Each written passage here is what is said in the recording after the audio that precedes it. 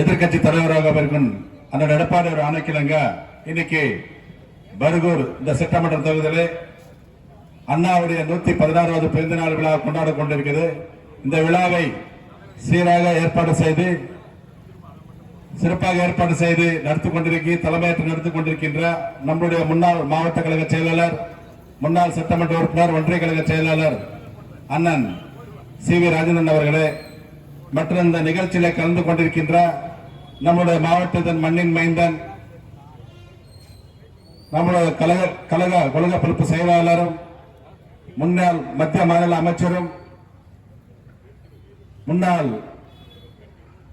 பாராளுமன்ற துணை சபாநாயகரும், இந்நாள் நம்முடைய மக்களவை ராஜ்யசபா எம்பியுமான அண்ணன் தம்பிதுரன் அவர்களுக்கும் மற்றும் இந்த நிகழ்ச்சியில கலந்து கொண்டிருக்கின்ற நம்முடைய தலைமை கழக பேச்சாளர்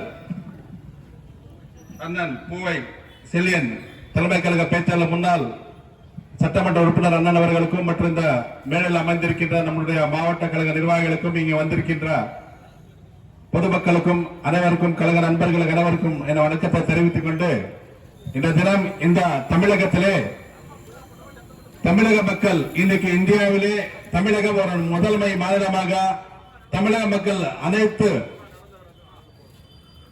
இதிலையும் ஒரு நன்றாக ஒரு நல்ல இதா இருக்குதுன்னா, தமிழகம் இருக்குதுன்னா, சிறப்பாக இருக்குதுன்னா அது காரணம் அண்ணா அவர்கள். அண்ணா அவர்கள் இந்த தேசிய கட்சியை வீட்டுக்கு அனுப்பி இன்னைக்கு திராவிட கட்சி என்பதை இந்த தமிழகத்தில் வரலன்னா கண்டிப்பாக இந்த தமிழகம் பீகாராகவும் வேற இது மாநிலமாக இருந்திருக்கும். நீங்க எல்லாம் பக்கத்துல பார்த்திருக்க எவ்வளவு மாநிலங்கள் இருக்குது. தமிழகத்தில் தமிழகம் இருக்கிற என்ற ஒரு நல்ல வளர்ச்சி எந்த மாநிலத்திலும் இல்லை.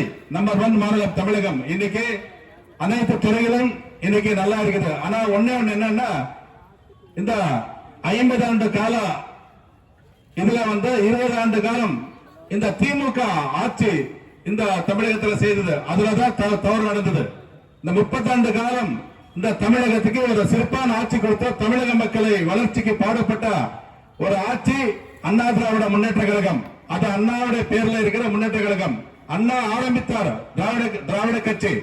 ஆனா அண்ணாவுடைய ஆன்ம சாந்தி அடைகிற ஒரே ஒரு கட்சி அண்ணா திராவிட முன்னேற்ற கழகம். ஆனா அவர் ஆரம்பித்த அந்த திராவிட கட்சி திமுக இன்னைக்கு இந்த தமிழகத்தில் நல்ல ஆட்சி செய்யல. அண்ணாவுடைய ஆன்ம சாந்தி அடையல. இன்னைக்கு அண்ணாவுடைய சாந்தி ஆன்ம சாந்தி அடைஞ்சிருக்கிறதுன்னா புரட்சி தலைவர் எம்ஜிஆர், புரட்சி தலைவர் அம்மா, அந்த எடப்பாடி ஒரு ஆட்சி காலத்தில் மட்டும்தான் ஆன்ம சாந்தி அடைந்தது. அதனால தயவு செஞ்சு நான் என்ன சொல்றேன்னா, இந்த திராவிட கட்சியான இந்த திமுகவை வீட்டுக்கு அனுப்பி அண்ணாவுடைய ஆன்ம சாந்தி அடைய நம்ம மீண்டும் அண்ணா எடப்பாடி ஒரு ஆட்சி இங்கே மலர வேண்டும் என்றால் நாம் என்ன பார்த்திருப்பீங்க. இன்னைக்கு இந்த மாவட்டத்திலே பல்வேறு வளர்ச்சி பணிகள் நடைபெற்று இருக்குது. இன்னைக்கு இந்த எல்லா வளர்ச்சி பணிகளை பார்க்கும்போது புரட்சி தலைவர் எம்ஜிஆர், புரட்சி தலைவர் அம்மா, அண்ணன் எடப்பாடி ஆட்சி காலத்துலதான் இன்னைக்கு இந்த மாவட்டத்தில் 10 காலேஜ் இருக்குதுன்னா 9 காலேஜ் அண்ணா திராவிட முன்னேற்ற கழகத்தில் வந்தது. மெடிக்கல் காலேஜ் இதுக்கு வந்திருக்குதுன்னா அண்ணா திராவிட முன்னேற்ற கழகத்தில் வந்தது. இன்னைக்கு இந்த மாவட்டம் உருவாக்கிறதுன்னா அண்ணா திராவிட முன்னேற்ற கழக ஆட்சியில. இப்படி இந்த சாலைகள் எல்லாம் இன்னைக்கு பாத்தீங்கன்னா இன்னைக்கு காஷ்மீர் டு கன்னியாகுமரி வரைக்கும் இந்த திட்டத்தை போட்டு இன்னைக்கு எல்லா சாலைகளும் இந்த வரைக்கும் நல்ல ஒரு அகலப்படுத்தி இன்னைக்கு நல்ல பலப்படுத்தி இன்னைக்கு நிறைய சாலைகளை போட்டிருக்கிறேன்னா அன்னைக்கு வாஜ்பாய் பிரதமராக இருக்கும் போது அண்ணன் தம்பிதுரையன் அவர்கள் அன்னைக்கு ரோடு மினிஸ்டர் இருந்தாங்க. அந்த காலத்தை கொண்டு வந்த திட்டத்தினால் தான் அவரை ரோடு போட்டது. அதே மாதிரி நீங்க பாத்தீங்கன்னா இன்னைக்கு நடைபெற்று கொண்டிருக்கிற அனைத்து சாலைகளும் இன்னைக்கு அகலப்படுத்தி பலப்படுத்தி கொண்டு இருக்கிறதா அந்த அண்ணன் எடப்பாடி அவர் கொண்டு வந்த திட்டங்கள். இப்படி பல்வேறு திட்டங்கள் இன்னைக்கு நம்ம ஆட்சி காலத்தில் கொண்டு வந்ததுதான். இன்னைக்கு சிப்காட் இருக்குது, பல தொழிற்சாலைகள் எல்லாம் இருக்குதுங்க. இன்னைக்கு ஏதோ நாங்க முதலீட்டார் நடத்தி இன்னைக்கு ஏதோ கம்பெனிஸ் எல்லாம் கொண்டு வரலாம் சொன்னாங்க. எந்த கம்பெனி கொண்டு வரல. இன்னைக்கு இந்த மாவட்டத்தில் இருக்கிற அனைத்து தொழிற்சாலைகளை கொண்டு வந்தது அண்ணா திராவிட முன்னேற்ற ஆட்சி காலத்துல.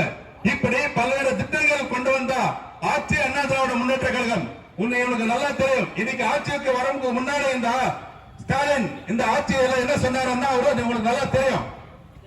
ஒரு ஏற்ற மாட்டேன்றாங்க. இந்த சாராய இந்த மதுப்ப சாலைகள் மூடுறான்னு சொன்னாங்க. இன்னைக்கு தமிழக மக்களுக்கு பல்வேறு வாக்குறுதிகள் கொடுத்தாங்க. கேஸ் சிலிண்டர் ஃப்ரீ, இது 100 ரூபாய் மானியம் கொடுக்கறாங்க. அதே மாதிரி ஓஏபி 1000 இருந்து 1500 கொடுக்கறாங்க. அனைத்து குடும்ப தலைவிக்கு 1000 ரூபாய் கொடுக்கறாங்க. அதே மாதிரி இன்னைக்கு அனுமான வச்ச நகையெல்லாம் எடுத்து கொடுக்கறேன்னு சொன்னாங்க. இந்த மாதிரி எல்லாம் பொய் வாக்குறுதிகள் சொல்ல இன்னைக்கு எதுவுமே செய்யல. பாதி செஞ்சிருக்க, பாதி செய்யல. இன்னைக்கு 80 லட்சம் பேர் ஏற்கனவே ஓஏபி வாங்கிட்டு இருந்தாங்க. இன்னைக்கு 1 கோடி பேருக்கு 1000 ரூபாய் கொடுத்திருக்காங்க. ஏற்கனவே 80 லட்சம் பேருக்கு 1000 ரூபாய் கொடுத்து சேர்த்துதான் 1 லட்சம் பேருக்கு 1 கோடி பேருக்கு கொடுத்திருக்காங்க. இப்படி பொய்யான வாக்குறுதிகள் கொடுத்து மக்களை ஏமாத்தி இன்னைக்கு வரி நீங்க பாத்திருப்பீங்க. வீட்டு வரி, சொத்து வரி, இன்னைக்கு கரண்ட் பில் 3 முறை ஏத்திருக்கிறாங்க இந்த ஆட்சியில. இப்படி வரி ஏற்றி மக்களுக்கு பாரமா இருக்கிற ஆட்சி வீட்டுக்கு அனுப்பி அண்ணன் எடப்பாடியோட ஆட்சி மீண்டும் மலர நீங்க எல்லாம் ரெட்டலைக்கு வாக்களித்து வரும் தேர்தலை இது பண்ண சொல்ல வாய்ப்புக்கு நன்றி விடைபெறுகிறேன். நன்றி, வணக்கம்.